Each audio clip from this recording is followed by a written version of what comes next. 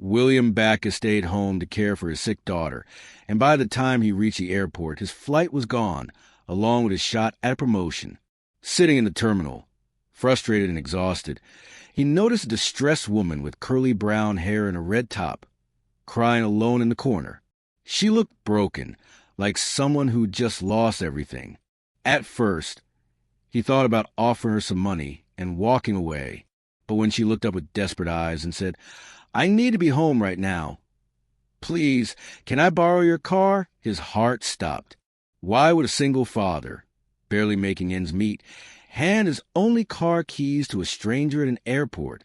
Before we continue, please tell us where in the world you are tuning in from. We love seeing how far our stories travel. William Backus woke up that Friday morning, knowing it would be an important day.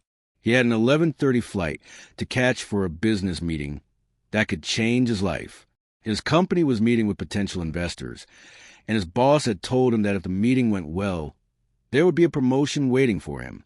William had been working as a software developer for 6 years, earning a middle-class salary that barely covered his bills. As a single father raising his 8-year-old daughter, Miranda, alone, he needed this promotion desperately. But when William went to wake up Miranda for school, he found her burning with fever. Her face was red, her forehead was hot, and she looked weak. William knew immediately that he couldn't leave her alone. He tried calling everyone he could think of to watch her. His neighbor, Mrs. Chun, was out of town visiting family. His sister lived 2 hours away and couldn't make it in time. The babysitting service had no available sitters on such short notice. William made the difficult decision to stay home with Miranda. He gave her medicine, put cold towels on her forehead, and sat with her while she rested. He watched the clock nervously as the morning hours passed. By 10 o'clock, Miranda's fever finally broke, and she fell into a peaceful sleep. William called Mrs. Chun, who had just returned home early, and she agreed to watch Miranda for the rest of the day. William kissed his sleeping daughter, grabbed his briefcase, and rushed to his car. He drove to the airport as fast as he could, hoping he could still make his flight. He arrived at 11:15 and ran to the check-in counter, but the airline staff told him the gate was already closed. The flight was boarding, and he couldn't get through security in time. William had missed his flight. He stood there in the terminal feeling like his whole world had collapsed. The promotion he needed was gone. The chance to give Miranda a better life was gone. All his hard work and planning had come to nothing because he chose to take care of his sick daughter. William walked slowly to the waiting area and sat down on a hard plastic chair. He put his head in his hands and tried to figure out what to do next. Other travelers rushed past him with their rolling suitcases, heading to their gates and catching their flights. Everyone seemed to have somewhere important to be except him. After sitting there for a few minutes feeling sorry for himself, William looked up and noticed a woman sitting alone in the corner of the terminal. She had long curly brown hair and was wearing a red V-neck top that looked expensive but dirty and wrinkled. Her face was in her hands, and her shoulders were shaking like she was crying. William watched her for a moment. She looked completely lost, like someone who had been through something terrible. Most people in the busy terminal walked right past her without even looking. Some people glanced at her and then quickly looked away, probably thinking she was homeless or mentally ill. William felt a connection to her pain. He was having a terrible day, too. He understood what it felt like to be at rock bottom, sitting alone in a crowded place with nobody caring about your problems. He thought about walking over to give her some money. Maybe $20 would help her buy food or get a taxi somewhere. But something stopped him from just throwing money at her and walking away. She looked like she needed more than money. She looked like she needed someone to see her as a human being. William stood up and walked over to where she was sitting. As he got closer, he could see that she had been crying hard. Her eyes were red and swollen. Her makeup was smeared down her cheeks. But even in her distressed state, he could tell she was a beautiful woman, probably in her early 30s. "Excuse me," William said gently. "Are you okay? Do you need help?" The woman looked up at him with desperate eyes. For a moment, She didn't say anything, just stared at him like she was trying to decide if she could trust him. Then she spoke in a voice that was shaking with emotion. "I need to be home right now," she said. "There's a family emergency. My mother is in the hospital, and I need to get there as fast as possible. But I don't have any way to get there." William felt his heart break for her. He knew what it was like to worry about family. He had just spent the whole morning worried sick about Miranda. "Where do you need to go?" he asked. "About 40 minutes from here," she said. "But I don't have money for a taxi, and the buses will take too long. I know this sounds crazy, but—" She paused and looked directly into his eyes. "Can I borrow your car? Please. I'm begging you. I'll bring it back. I promise. I just need to get to my mother." William felt like the floor had dropped out from under him. This stranger was asking to borrow his car. His only car. The car he needed to get to work every day. The car he needed to take Miranda to school and to the doctor. The car represented his entire ability to function as a working single father. Every logical part of his brain told him to say no. He didn't know this woman. She could be lying. She could be a drug addict or a car thief. She could drive away, and he would never see his car again. If he lost his car, he would lose his job. If he lost his job, he couldn't pay rent. If he couldn't pay rent, he and Miranda would end up homeless. But William looked at this woman's desperate face and saw genuine pain. He thought about how he would feel if Miranda were in the hospital and he had no way to get to her. He thought about how everyone had walked past this woman without helping her, just like his boss would probably walk past him on Monday and tell him promotion was gone because he missed a meeting. William reached into his pocket and pulled out his car keys. He held them in his hand for a moment, feeling their weight. These keys represented everything he had: his transportation, his livelihood, his ability to take care of Miranda. Then he extended his hand toward the woman and said four simple words, "Use my car." The woman's eyes went wide with shock. She looked at the keys in his hand like she couldn't believe what was happening. "Are you serious?" she whispered. "Yes," William said. "It's the blue Honda Civic in Lot C, Space 42. Just please be careful with it, and bring it back when you can." The woman took the keys from his hand with shaking fingers. Tears started running down her face again, but this time they seemed like tears of relief and gratitude. "Thank you," she said, her voice breaking. "Thank you so much. I promise I'll take care of it. I promise I'll bring it back. You don't know what this means to me." She stood up and hugged William quickly, then turned and ran toward the exit. William watched her disappear into the crowd of travelers. Then he sat back down in the plastic chair and wondered what he had just done. He had given his only car to a stranger. He had no idea if he would ever see it again. He had made a choice based on empathy and trust, and now he would have to live with the consequences. William pulled out his phone and looked up the bus schedule to get home. It would take 3 different buses and almost 2 hours to get back to his house. He shouldered his briefcase and walked out of the terminal to the bus stop. As he waited for the first bus, he thought about the woman's desperate face and her tears. He thought about how everyone else had ignored her. He thought about how easy it would have been for him to walk away, too. But he hadn't. He had chosen to help someone who needed it, even though it cost him everything.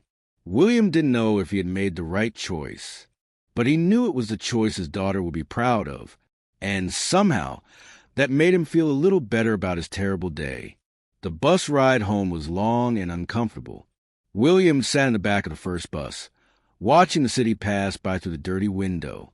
He felt exhausted, not just from the stress of the day, but from the emotional weight of what he had done. He had given his car to a stranger. Every few minutes, his mind replayed the moment he handed over those keys. What if she never came back? What if she sold the car? What if she got into an accident? William tried to push these thoughts away, but they kept coming back stronger. He transferred to the second bus, then the third bus. By the time he finally arrived at his house, it was almost 2 in the afternoon. Mrs. Chun was sitting in the living room with Miranda, who was watching cartoons on the couch. Miranda's fever was completely gone, and she looked much better. "Daddy," Miranda said happily when she saw him come in. William smiled and hugged his daughter. Mrs. Chin stood up and gathered her things. "She's doing much better," Mrs. Chin said. "The fever broke completely, and she ate some lunch. How was your flight?" William didn't want to lie, but he also didn't want to explain the whole situation. "It didn't work out," he said simply. "Thank you so much for watching her." After Mrs. Chin left, Miranda looked up at William with curious eyes. "Daddy, where's the car?" "I didn't see it in the driveway." William's stomach dropped. He had been so focused on worrying about the car itself that he hadn't thought about how to explain this to Miranda. He sat down next to her on the couch and tried to find the right words. "I helped someone today who really needed help," he said carefully. "A woman at the airport needed to get to the hospital to see her sick mother, and she didn't have a way to get there. So I let her borrow our car." Miranda's eyes went wide. "You gave our car to a stranger?" "I lent it to her," William corrected, though he wasn't sure there was really a difference. "She promised to bring it back." "But what if she doesn't?" Miranda asked, her voice worried. "How will we go to school? How will you go to work?" William pulled his daughter close and hugged her. "I don't know, sweetheart, but sometimes we have to help people even when it's hard for us. That woman needed help more than we needed the car today." Miranda was quiet for a moment, thinking about this. Then she said, "I hope she brings it back. I hope her mom is okay." William felt proud of his daughter in that moment. Even at 8 years old, she understood empathy and kindness. He had raised her right. The rest of the afternoon passed slowly. William tried to keep himself busy by cleaning the house and helping Miranda with her homework, but his mind kept drifting to his car. He looked out the front window every few minutes, hoping to see it pull into the driveway, but the driveway stayed empty. By dinner time, William was starting to accept that his car was probably gone forever. He made spaghetti for Miranda and himself, but he barely ate anything. His stomach was twisted in knots with anxiety. After dinner, he put Miranda to bed and then sat on the couch staring at his phone. He thought about calling the police to report his car stolen, but what would he even tell them? "I voluntarily gave my keys to a stranger at the airport. They would think he was an idiot." William looked up bus schedules for Monday morning. He would need to leave the house at 6 a.m. to catch the first bus to get to work on time. He would need to arrange a new way to get Miranda to school. His whole carefully organized life had fallen apart in one impulsive moment of kindness. At 10 o'clock, William took a shower and got ready for bed. He brushed his teeth and looked at himself in the bathroom mirror. He looked tired and worried. He wondered if the woman was safe. He wondered if her mother was okay. He wondered if he would ever see his car again. William got into bed but couldn't sleep. He lay there in the dark, staring at the ceiling and listening to the sound of the quiet neighborhood. Every car that drove past made his heart jump, hoping it was his Honda Civic coming back. At 11 o'clock, William was still wide awake. He was thinking about how he would explain to his boss on Monday that he not only missed the important meeting, but also no longer had reliable transportation to work. He was probably going to get fired. Then he heard it, the sound of a car engine in his driveway. William sat up in bed, his heart pounding. He listened carefully. Yes, it was definitely a car engine, and it was idling right outside his house. He jumped out of bed and ran to the window, pulling back the curtain. There, sitting in his driveway, was his blue Honda Civic. William couldn't believe his eyes. The car was there. It had come back. He ran to the front door and threw it open, rushing outside in his pajamas and bare feet. The car was running, but there was nobody inside. The driver's door was open, and the interior light was on. William looked around the dark street, but he didn't see anyone. Whoever had driven the car here had disappeared. William walked up to the car slowly, almost afraid it might vanish if he moved too fast. He looked inside and saw that it was clean, cleaner than it had been when he lent it out. Someone had washed it and vacuumed the interior. There was even a new air freshener hanging from the rear-view mirror. In the driver's seat, There was a white envelope. William picked it up and opened it. Inside was a handwritten note on expensive-looking paper. The handwriting was elegant and precise. The note said, "You see what others ignore. Integrity is rare. See you Monday, William." William read the note 3 times, tried to understand what it meant. How did this woman know his name? He had never told her his name. And how did she know where he lived? He had only told her which parking lot his car was in. And what did "see you Monday" mean? Where would he see her on Monday? William looked at the note again. The paper was high quality, the kind used by expensive law firms or corporate executives. The handwriting looked professional and educated. This wasn't a desperate woman with no money. This was someone important. William suddenly felt like he had been part of something bigger than he understood. The woman at the airport hadn't been what she appeared to be. The whole situation had been some kind of test, and somehow William had passed it. He got into the car and turned off the engine. He took the keys out of the ignition and held them in his hand, feeling grateful and confused at the same time. His car had come back. Not just come back, but come back better than before. William locked the car and went back into the house. He put the note on his kitchen table and stared at it for a long time. "See you Monday, William." What did that mean? He finally went back to bed, but he couldn't sleep. His mind was racing with questions. Who was that woman really? Why had she tested him? And what was going to happen on Monday? William lay in bed thinking about all the times he had helped people without expecting anything in return. He had always believed that kindness was its own reward. But maybe, just maybe, kindness could lead to something more. At some point in the early hours of the morning, William finally fell asleep. He dreamed about airports and car keys and mysterious women who appeared and disappeared like ghosts. If you're listening right now, help me prove something wrong. My dad said I wouldn't even reach 1,000 subscribers, but I believe stories like this deserve to be heard. Help me show him that these tales matter.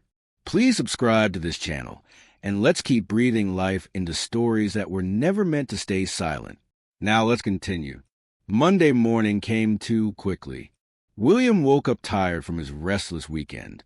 He had spent Saturday and Sunday thinking about the mysterious note and trying to figure out what would happen when he went to work. He had almost convinced himself that the whole thing had been a strange coincidence and that Monday would be just another normal day at the office. William got Miranda ready for school and dropped her off, grateful that he had his car back. Then he drove to his office building, a modern glass tower in the business district where his software company occupied 3 floors. He parked in his usual spot and rode the elevator up to the 15th floor. When he walked into the office, his co-worker Janet was waiting by his desk. "William, Mr. Harrison wants to see you in the main boardroom right away," Janet said. She looked worried. "I think it's about the meeting you missed on Friday." William's stomach sank. Mr. Harrison was the chief operating officer, his boss's boss. If Mr. Harrison wanted to see him personally, it was serious. William was probably about to be fired for missing the investor meeting. He set down his briefcase and walked slowly toward the executive boardroom on the 16th floor. His heart was pounding and his palms were sweating. He had worked at this company for 6 years. He needed this job. Miranda needed him to have this job. William took the elevator up 1 floor and walked down the hallway to the boardroom. The door was closed. He knocked softly. "Come in," said a voice from inside. William opened the door and stepped into the boardroom. It was a large room with a long conference table and big windows overlooking the city. Several executives were sitting around the table, including Mr. Harrison and other senior leaders, whom William recognized. But at the head of the table, sitting in the CEO's chair, was someone William didn't recognize at first. A woman in an expensive black suit with perfect makeup and styled curly brown hair pulled back professionally. She looked powerful and confident, every inch a corporate executive. Then William looked at her face more carefully, and his world stopped spinning. It was her, the woman from the airport, the desperate woman who had borrowed his car. But she looked completely different. Instead of the disheveled, crying woman in the wrinkled red top. She looked like she owned the entire building. The woman smiled at William and gestured to an empty chair. "Please sit down, Mr. Backus." William walked to the chair like he was in a dream. He couldn't believe what he was seeing. He sat down slowly, unable to take his eyes off the woman. Mr. Harrison cleared his throat and began speaking. "William, I'd like to introduce you to Patricia Gonzalez. She's the new chief executive officer of our company. She started officially this morning." Patricia stood up and walked around the table toward William. She extended her hand for a handshake. "It's good to see you again, William," she said with a knowing smile. William shook her hand, his mind racing to understand what was happening. I don't understand," he managed to say. Patricia walked back to her seat and sat down. She looked at all the executives around the table, then back at William. "Let me explain," she said. "For the past 2 weeks, I've been observing this company from the inside before officially taking over as CEO. I want to understand what kind of people work here, what kind of culture exists, whether this company values character and integrity or just profits and productivity." She paused and looked directly at William. "On Friday, I conducted a social experiment. I dressed as someone in distress and positioned myself in public places around the city where your employees travel. I approached people from this company in airports, train stations, and coffee shops. I asked for help. I tested their character when they thought nobody was watching and nobody would know." William felt his face getting hot. He had been part of a test. The whole thing had been staged. Patricia continued. "I approached 43 employees from this company over 2 weeks. Do you know how many stopped to help? How many showed basic human compassion? Nobody in the room said anything. One," Patricia said, holding up a single finger. "Only one person saw me as a human being instead of a problem to avoid. Only one person was willing to sacrifice something valuable to help a stranger. That person was William Backus." Mr. Harrison and the other executives turned to look at William with surprise. Patricia stood up again and walked to a folder on the table. She opened it and pulled out some papers. "I already had your personnel file, William. I know you've been working here for 6 years as a mid-level developer. I know you're a single father. I know you make $58,000 a year, which in this city is barely enough to survive. I know you've never been promoted despite consistently excellent work." She walked over and placed a folder in front of William. "I also know why you missed the investor meeting on Friday. Your daughter was sick. You chose to take care of her instead of abandoning her for your career. And later that same day, when you had every reason to be angry and stressed, you still found it in yourself to help someone you thought was homeless and desperate." Patricia leaned against the table and crossed her arms. "This company has been lacking leadership with real character. We have plenty of talented people, but talent without integrity is dangerous. I need executives who make decisions based on human values, not just spreadsheets. I need leaders who understand that how we treat people matters more than quarterly profits." She picked up another folder and handed it to William. "This is a legacy project.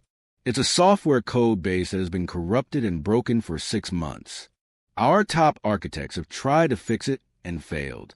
The project is worth millions of dollars to our clients, and we're at risk of losing them if we can't deliver."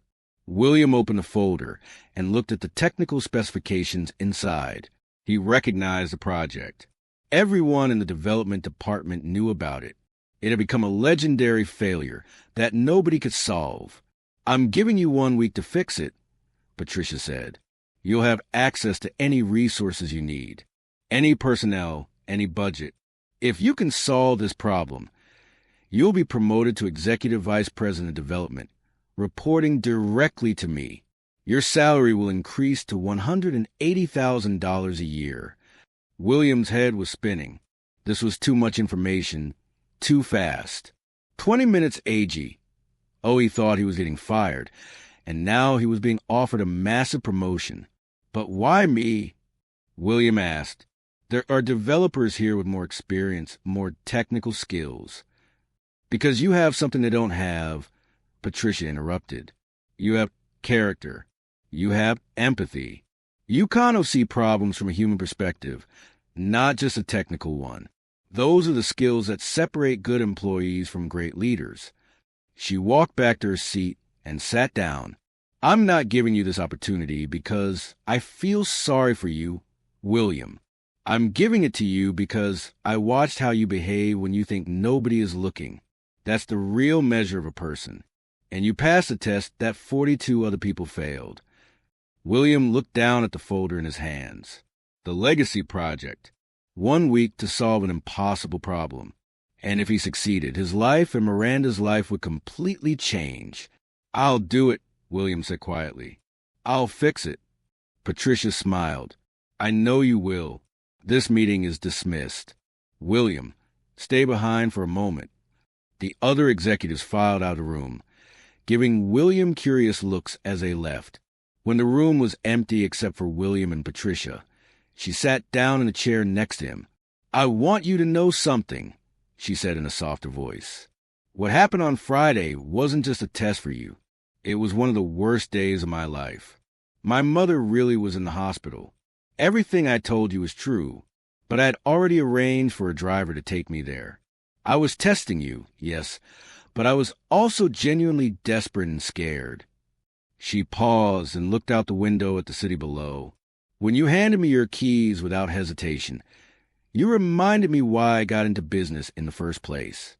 Not to make money, but to create companies that value good people doing good work.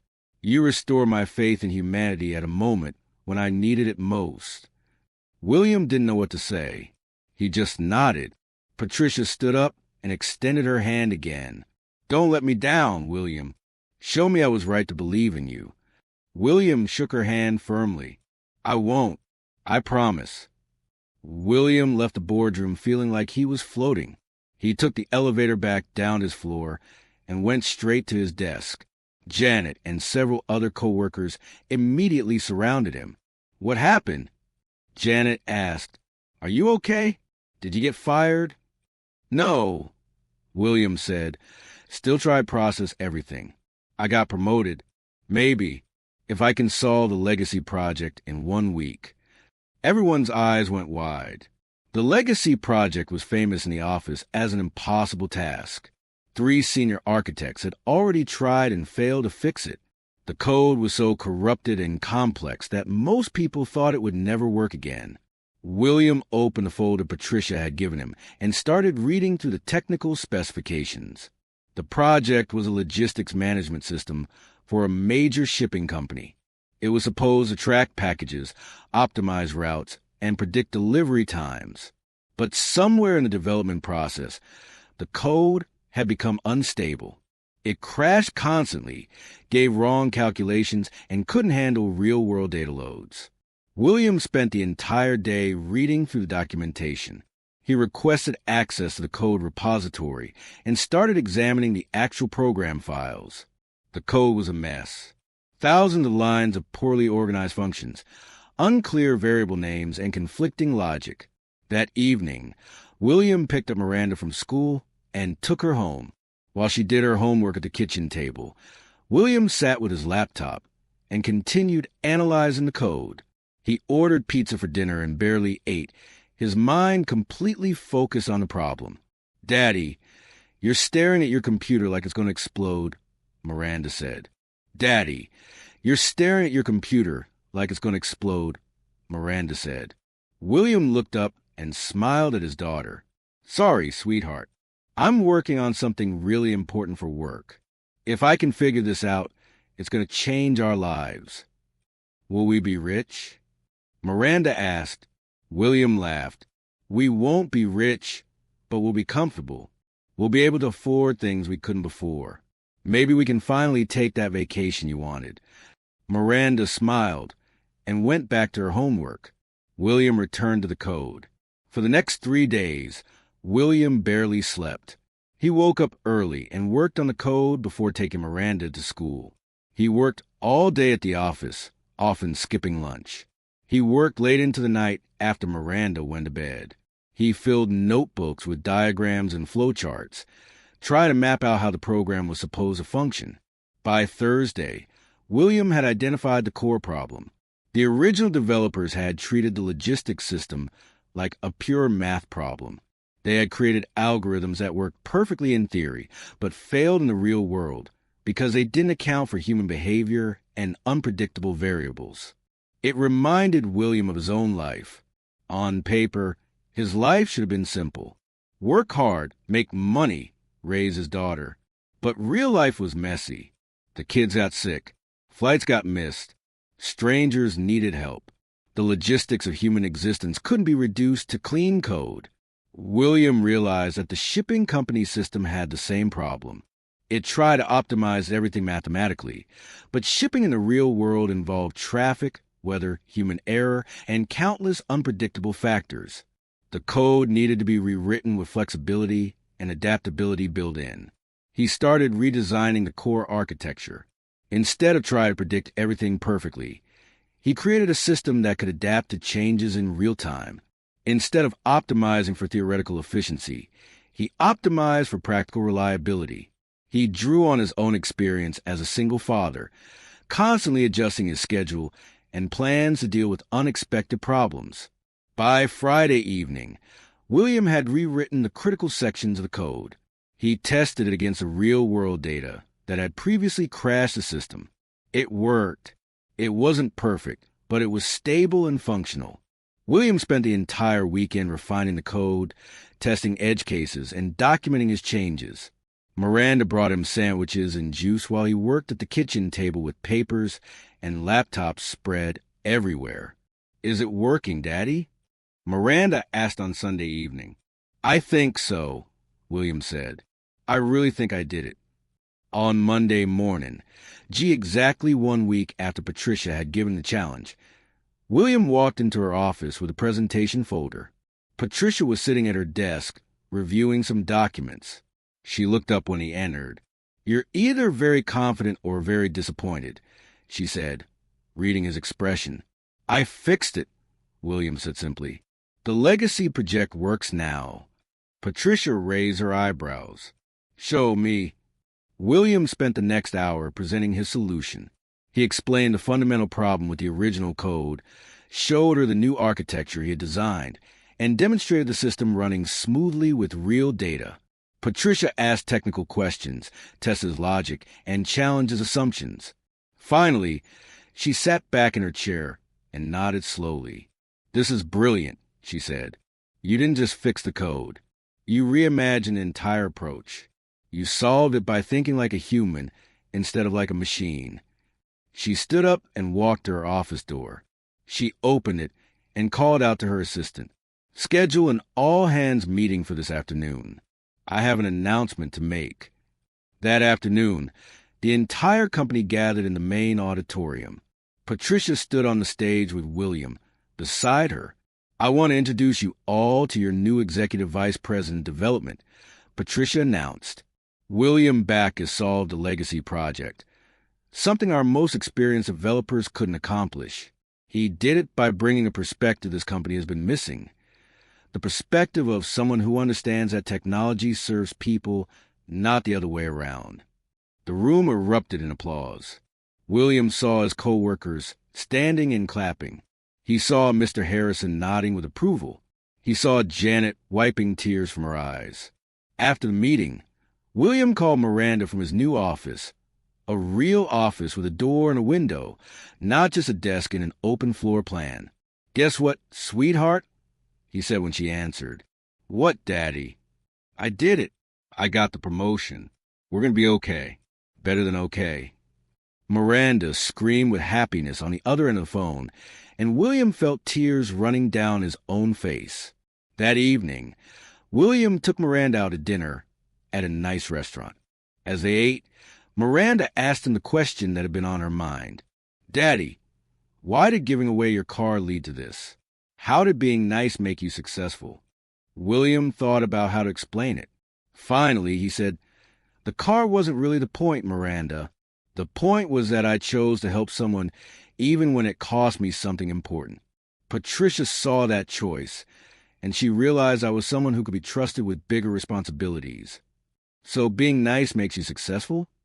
Miranda asked. Not always, William said honestly. Sometimes being nice just means you help someone, and that's all. But character matters. The kind of person you are when nobody's watching, that's who you really are. And eventually, people notice. The right people notice. Miranda smiled. I'm glad you gave her the card, Daddy, even if it was scary. Me too, sweetheart, William said. Me too. This story teaches us that integrity and character are valuable assets that cannot be measured on a resume or balance sheet. William's willingness to sacrifice his most important possession to help a stranger revealed more about his leadership potential than any technical skill could demonstrate. In business and life, we face constant pressure to prioritize short-term gains over human compassion, but true success comes from maintaining our values even when it costs us something. The willingness to see people as humans rather than obstacles, to help without expecting immediate reward, and to make decisions based on empathy rather than pure self-interest. These qualities separate good employees from great leaders. Patricia's tests show that character under pressure is the real measure of a person's worth. And William's choice to help despite his own crisis proved he had the moral foundation needed for greater responsibility. The lesson is simple but profound. Who you are when nobody's watching is who you really are, and eventually, the right people will notice. So here's the real question. Did you subscribe yet? Thousands of people will listen to this story and won't subscribe. Please don't be that person. If you're listening right now, help me prove something wrong.